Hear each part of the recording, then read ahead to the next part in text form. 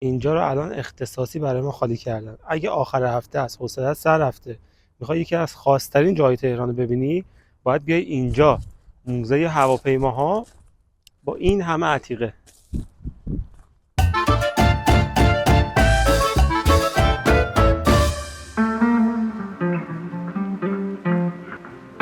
سلام، خوش اومدیم به یه قسمت از برنامه که از کانال یوتیوبی رادیو فش پخش میشه. امروز میخوایم گشت و گذار کوچیکی داشته باشیم توی شهر تهران و بازی کنیم از چیزایی مثل هواپیمای جنگ جهانی دوم، هدیه امریکا به فرح پهلوی و هواپیمای اختصاصی محمد رضا شاه پهلوی.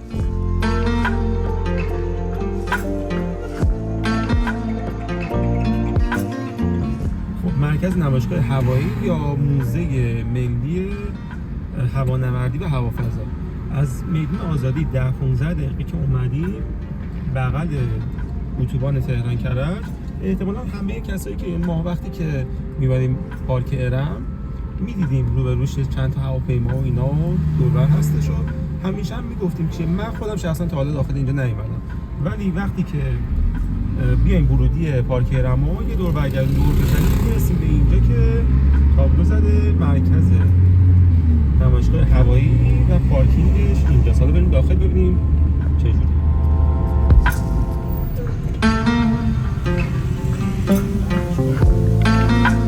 خب آقا، این مورد اول که اون مسیری که میره میخوره بالا اون هواپیماه، این که بسته است. این از این، انشالله که خیر، بقیه‌اش ببینیم چجوریه.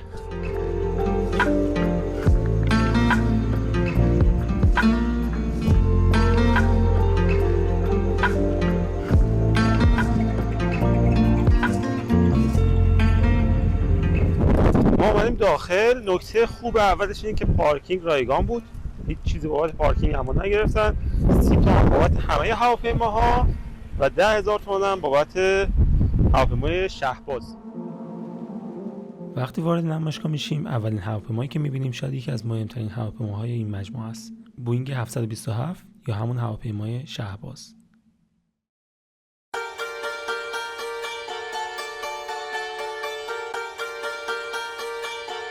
این هواپیما سال 1967 به سفارش یک شرکت هواپیمایی ژاپنی ساخته شد و 5 سال هم برای همین شرکت پرواز کرد. بعدش تو سال 1972 شرکت آمریکایی فورد موتور کامپنی اونو خرید و به عنوان جت شخصی ازش استفاده کرد. 2 سال بعد تو سال 1974 یا همون 1353 خودمون نیروی هوایی ارتش شاهنشاهی ایران این هواپیما رو خرید. البته قبلش اونو تبدیل کرده بودن به یک جت وی آی پی و یه دستگاه کوچیک اختلال فرکانس هم روش نصب کرده بودن. این هواپیما بعد از هواپیمای شاهین شد هواپیمای دوم خانواده سلطنتی و مقامات حکومتی. با شروع دوره جمهوری اسلامی این هواپیما از نیروی هوایی به ایرانی منتقل شد و به عنوان ناوگان تشریفاتی دولت استفاده می‌شد، تا اینکه بالاخره تو سال 1377 بازنشسته شد و اومد همین جایی که الان توی این نمایشگاه داریم می‌بینیمش برای یه استراحت ابدی.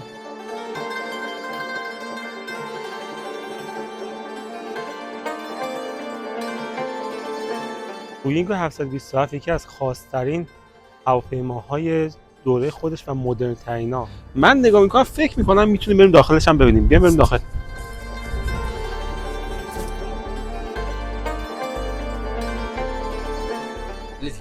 آره مرسی. ممنونم. دیگه برای بعدیه که نمیخواد. نه همش. خب اولین هواپیما مهمترین هواپیمای مجموعه از هواپیمای شهباز. ما این ابتدا فضای عمومی رو داریم که مهمونای عمومی اینجا میشستن.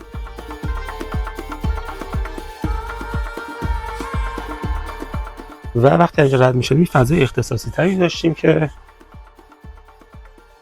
شاه و ملکه احتمالاً صندلی اختصاصی اینجا بوده، تلویزیونشون اینجا قرار داشته، در مورد پرواز میتونستن ببینن. حالا اون کولر گازی که الان اضافه شده به قضیه، نورپردازی‌های سقف چقدر زیبا و قشنگن. و اینجا فضای باری رو داریم که پذیرایی میشده از مهمانهای وی آی پی که اینجا بودن. البته صاحبخونه بودن ولی ازشون پذیرایی میشده. اینجا رو ببینید چه شیشه‌های رنگی قشنگی اینجا کار شده و احتمالاً اینجا هم چیزی بوده که اینجوری باز می‌شده و پیچ شده پشتش. احتمالاً چیزای خیلی خوبی بوده. شیرالات و اینجا احتمالاً این می‌تونستن بکشن پایین که یه فضای خصوصی تر باشه. اینجا هم یه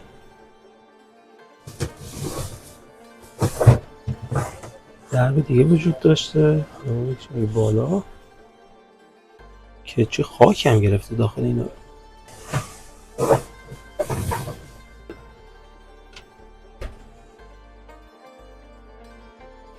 اینجا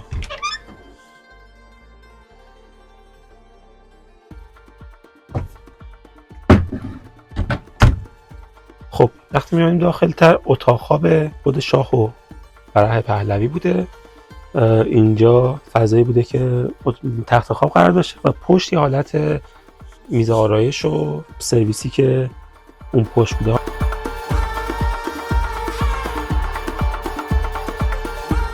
از اتاق خواب که رد میشیم و میریم جلوتر، در انتها یه صندلی رو اینجا داریم و در آخر کابین خلبانی رو داریم اینجا که حالا درش بسته است و خود شاه هم پروازا رو انجام میداده. اون سمت هم که فضای استراحتش بوده.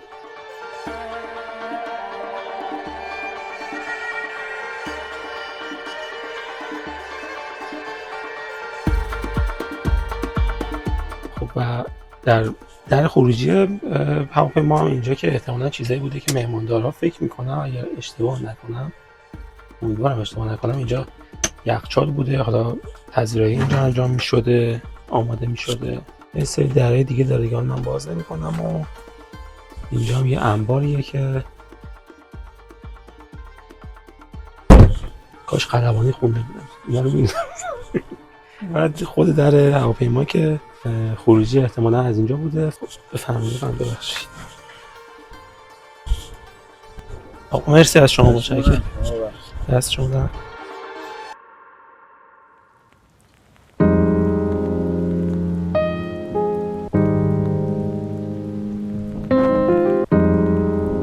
به ما گفتن که اینجا یه موزه است. من اگه نمیگفتن اصلا خودم نمی‌فهمیدم. بیام بریم داخل ببینیم چیه.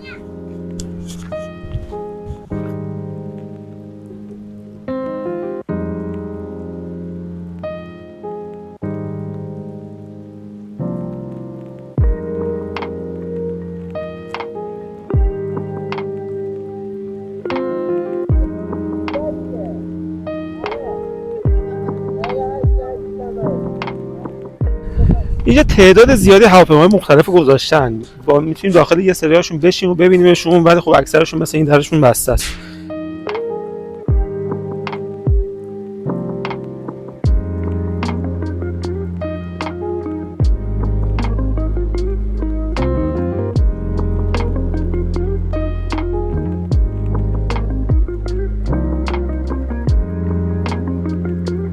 ببینید چی دیدم. بریم اونجا. بوئینگ 747 ساخت امریکا.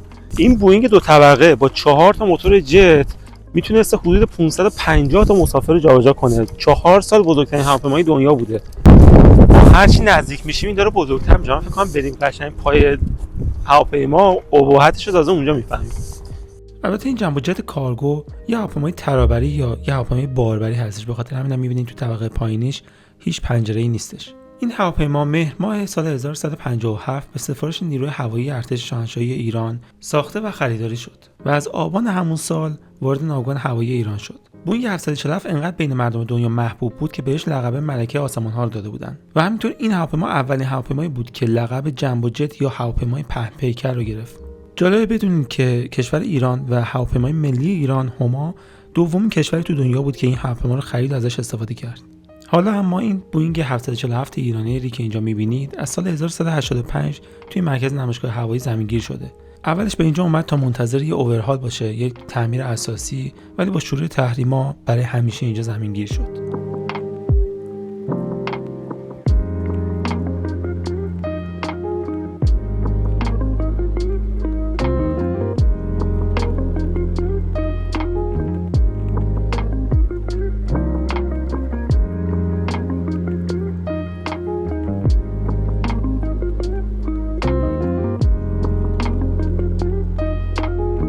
یکی از جالبی‌های اینجا اینه که خب مثلا چیزایی که شاید تا حالا موقعیت تجربهش نداشتی اینجا میتونی تجربه کنی. اینقدر نزدیک بشی به موتور یا زیر بال هواپیما.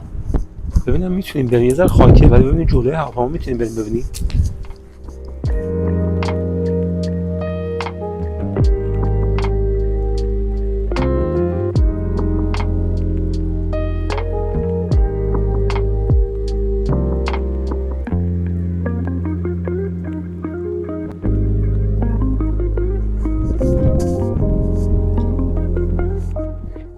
ایرانیر واسه زمانی که شاهراه غرب و شرق رو وصل می‌کرده به هم دیگه.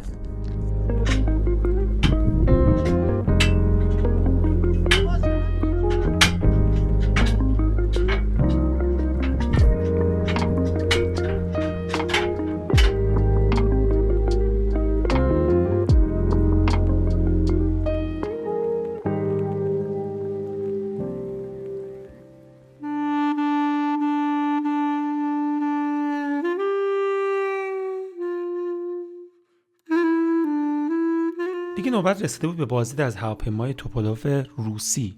هواپیمایی که سال 1992 سال 71 به سفارش یک شرکت هواپیمایی روسی ساخته شد. سال 81 به اجاره هواپیمای آریا درآمد و توی کشورمون پرواز کرد.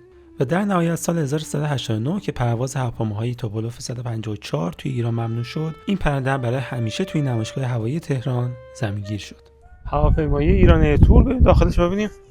دلم سفر خواست. هواپیما که از نظر ظاهری که اصلا داغون شده، همه صندلی‌ها شکسته و یه زمان چقدر مسافر با این جابجا شده، چه داستانه‌ای داشته. شاید باورتون نشه این هواپیما سالها اینجا خوابیده، هیچ استفاده ازش نشده ولی هنوز بوی دستشویی اینجا داره میاد.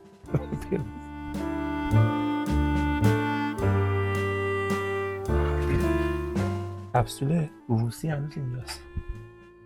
بزنی الان راه میفته میفردش کن شهر میشه.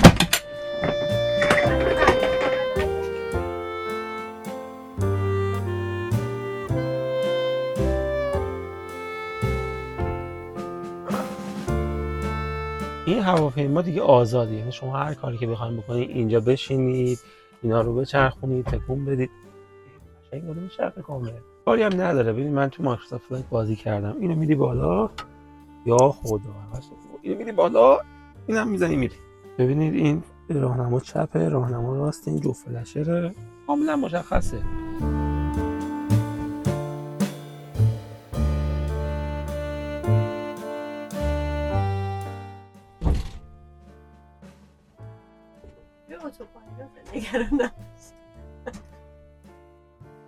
یه ذره زود بود. بکنم اون پایین دارم میدم.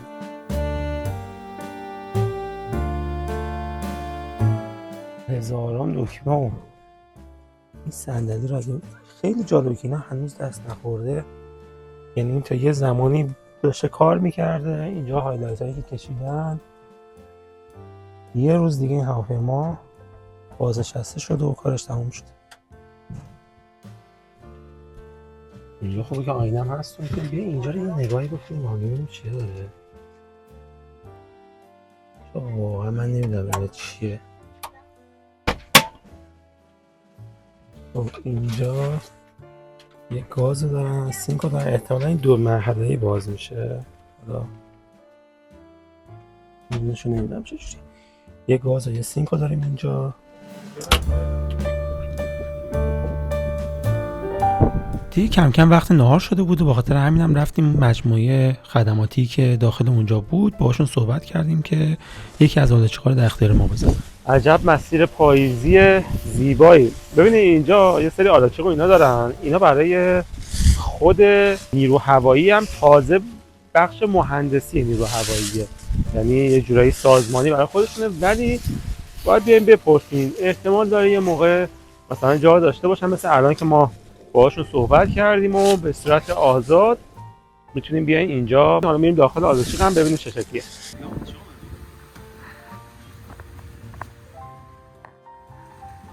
دو نفری یه ذره خوب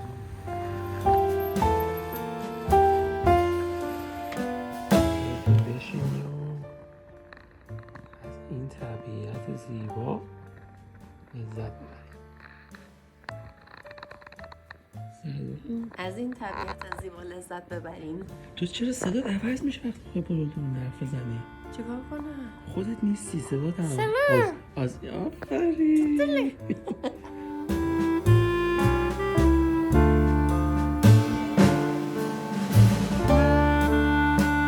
بعد از نهار رفتیم تا بقیه هواپیماهای باقی مونده رو ببینیم، مثل این هواپیمای داکوتا ارزشمند که برای نیروی هوایی آمریکا ساخته شد و ایران اونو برای تحقیقات هواشناسی خریده بود.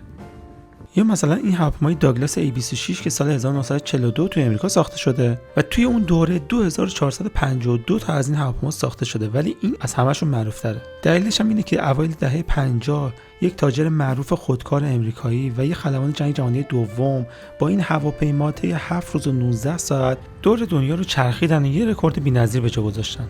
مدت زمانی که اون زمان یه رکورد بی سابقه حساب می‌شد.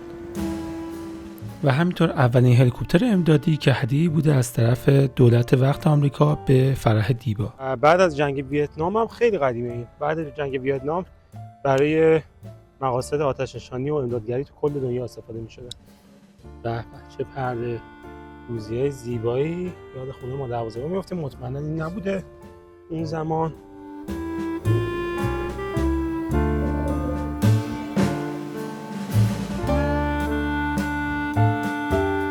که هواپیمای کانادایی که خیلی هم مستهلک شده، ساخت 1964، دقیقاً 60 سال پیش. و توشو بیایم ببینید چقدر جالبه.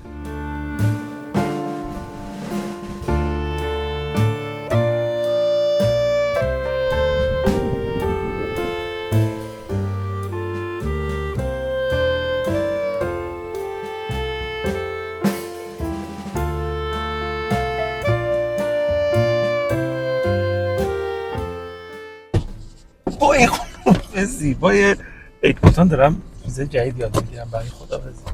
اینجا برنامه رو به اتمام میرسونیم. اگه ویدیو رو تا اینجا دیدید ممنون میشم ویدیو رو لایک کنید، کانال رو سابسکرایب کنید، خیلی ما کمک میکنه. اینجا هم خیلی به میارزه، حداقل برای یک بار اومدن که 100% میارزه. تجربه جالبیه دیگه. اگه نظری چیزی بود تو کامنت برام بنویسید، ممنون میشم. تا برنامه بعدی خدا